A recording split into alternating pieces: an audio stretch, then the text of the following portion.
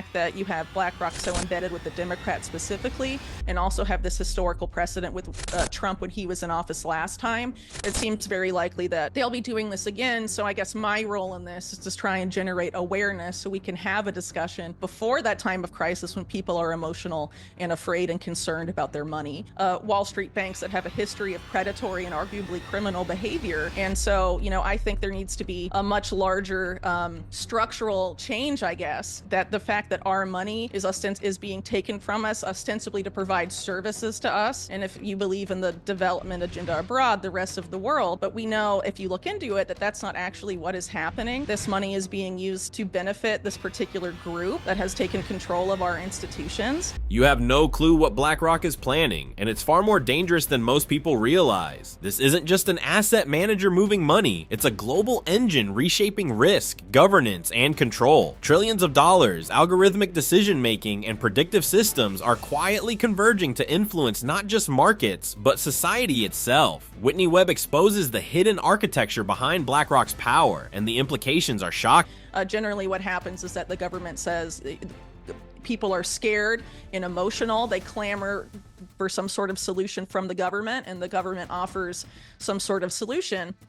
And, like with COVID-19, BlackRock anticipated the next downturn about a month before the repo market started going haywire, and presented to central bankers, this is the policy you should implement during the next downturn.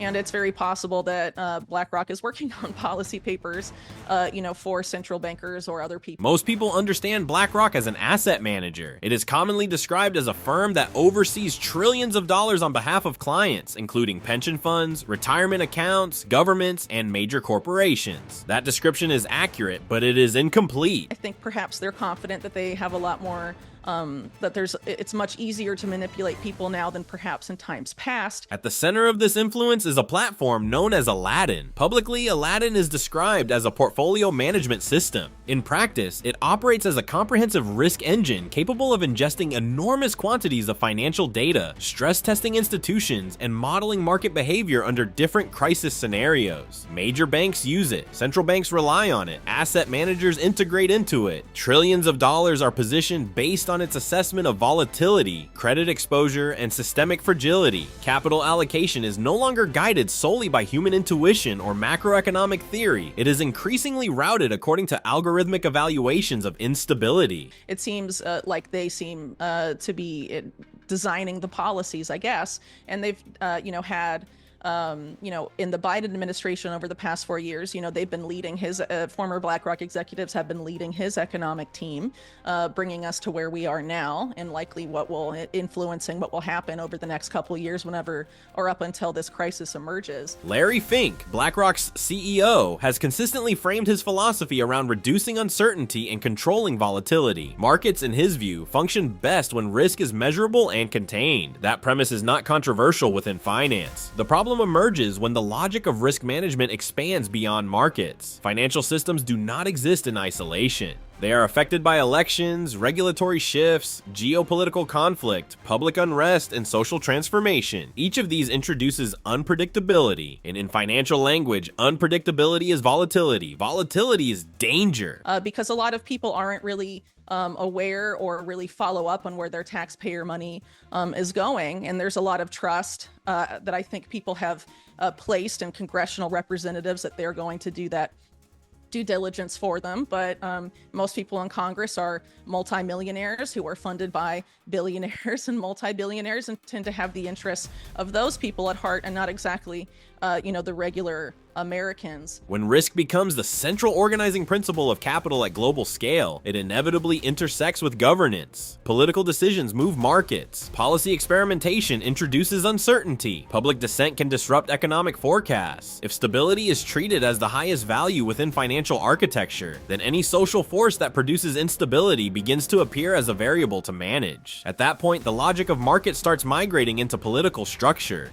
Yeah, I think taxpayer money has been people taxpayer wealth and the money brought in through taxes has been misused and essentially stolen for a very long time. If you look at the work of Catherine Austin Fitts and Mark Skidmore, for example. This is where contemporary discussions around government efficiency become relevant. Proposals to streamline public institutions through artificial intelligence are often framed as modernization efforts. The argument is that bureaucratic systems are slow, costly, and outdated, and that algorithmic decision-making could optimize public administration. Figures such as Elon Musk have publicly advocated for restructuring governance around efficiency and technological integration. On the surface, this sounds like a neutral upgrade. However, once core state functions are transferred to algorithmic systems, those systems must be designed, maintained, and updated by private entities. Governance does not shrink under this model. It is re-engineered through technical infrastructure controlled by firms whose incentives are not necessarily democratic. That artificial intelligence is going to be, if not already, vastly superior to humans, and because of that, it thinks differently than humans and thus cannot explain itself to humans. It can't explain how it reaches a particular conclusion.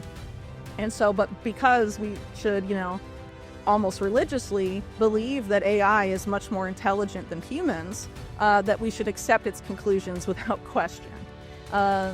Interesting. Definitely a good way for government to avoid accountability for all sorts of stuff. As AI increasingly drives decision-making, accountability becomes diffuse. Human officials can be questioned or removed, but when systems assign risk scores or flag behavior, responsibility shifts into technical complexity. Eric Schmidt notes advanced AI may operate beyond human interpretability, meaning policies could rely on tools citizens cannot audit. Predictive analytics already assess criminal behavior probabilities, often using unverified vendor claims and vast behavioral data from private platforms. Under the US third-party doctrine, this data loses constitutional protection, allowing government access without warrants. Surveillance in this framework is framed as analytics, optimization, and efficiency rather than intelligence operations. Earlier, a lot of these algorithms are known to be racially biased against certain socioeconomic classes. A lot of the ones previously used for law enforcement, if you live in a particular neighborhood with a higher crime incident, you're deemed, just by living there, more likely to commit a crime, right? Even if you have no plans to do so. The importance of this distinction lies in normalization. Systems of behavioral modeling are typically developed during periods of relative calm. They are tested through pilot programs, integrated quietly into institutional frameworks, and refined incrementally. When crisis emerges, whether in the form of terrorism, financial collapse, or public health emergency, the infrastructure is already in place. Political actors do not build new systems under pressure, they activate existing ones. After September 11th, surveillance authorities expanded rapidly. During the 2008 financial crisis, institutional consolidation accelerated. In 2020, emergency health measures restructured movement and commerce in ways that would have been politically unthinkable under normal conditions. Crisis does not invent architecture, it reveals it. Our government has been overtaken by this network of organized crime and intelligence agencies that have essentially fused their operations and did so in the immediate post-World War II era. And I think financing their operations when they're at the helm. Financial institutions are structurally oriented toward capitalizing on instability. In markets, downturns create acquisition opportunities and justify consolidation. When this logic intersects with governance, crisis can also justify expanded authority. This is particularly relevant in discussions surrounding digital currency. Central bank digital currencies and privately issued programmable tokens are often marketed as efficient payment solutions. However, programmable money alters the nature of financial exchange. Unlike cash, digital currency can contain embedded conditions governing where, when, and how it is spent. Restrictions need not be enforced through overt coercion. Transactions that violate programmed parameters simply fail to process. The enforcement mechanism becomes technical rather than visibly political. If you're going to outsource decision-making that can ruin an entire person's life to an algorithm that isn't 100% accurate, should we do that as a society? And again, it's very hard to know how accurate these programs actually are.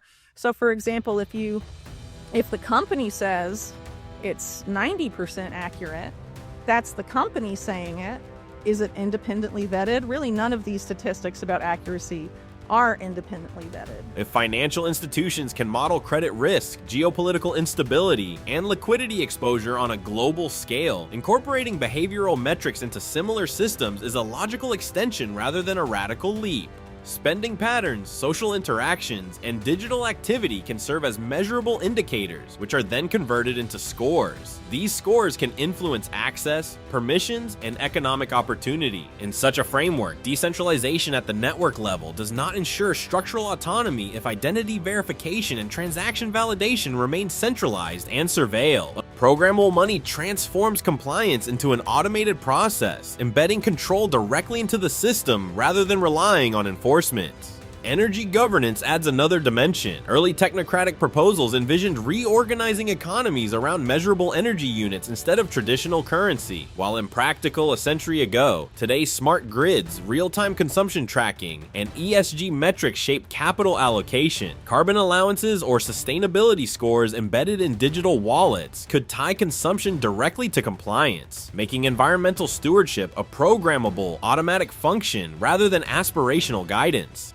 Yeah, it's hard to know exactly why, but I think it's important to say that at least in my opinion, I think where the powers that be, however you want to define that, are taking people is essentially leading us to some sort of two-tier society where there is really no need for a middle class, and it's really more accurately described as like a neo-feudal style society, where you have a large underclass managed by sort of this more elite group. Health data extends this logic. Initiatives like HARPA, later ARPA-H, explore using AI to predict crises from medical and behavioral data. Wearables and health apps provide granular metrics that, when aggregated, function as behavioral indicators, paralleling predictive policing and financial risk modeling. Similarly, technological enhancements from Neuralink to Apple Vision Pro follow a gradual trajectory from therapy to elective advantage, where non-adoption may become economically costly in an algorithmically measured labor market. And then there will be this underclass, really, they don't say underclass, but I would say that, of people who AI acts upon, who can't understand what AI is doing to them, and eventually, because of their dependence on AI, will become cognitively diminished and mentally unable, essentially, to make decisions for themselves without AI's help. When these elements are examined in isolation, each can be justified within its own domain. Risk modeling improves financial stability. Artificial intelligence enhances efficiency. Digital currency increases transaction speed. Environmental tracking supports sustainability goals. Health analytics promote preventative care. Enhancement technologies promise medical breakthroughs. The structural shift emerges when these systems become interoperable. Risk modeling, behavioral analytics, programmable currency, energy accounting, biometric surveillance, and algorithmic governance are not disconnected developments. They are compatible layers within a broader architecture oriented toward uncertainty reduction. BlackRock's significance, therefore, may lie less in any singular intention and more in what it represents. It demonstrates that global scale uncertainty can be quantified, modeled, and managed through centralized digital infrastructure. The philosophical tension arises when risk minimization becomes the dominant social objective. Human freedom is inherently unpredictable. Innovation disrupts equilibrium. Political dissent introduces instability. Creative expression resists modeling. If unpredictability is categorized primarily as risk, then the mechanisms designed to suppress volatility may gradually extend beyond markets into the domain of human behavior itself. The question is not whether technological integration is inherently malign, it is whether a civilization structured around eliminating uncertainty can preserve the conditions that allow autonomy to flourish.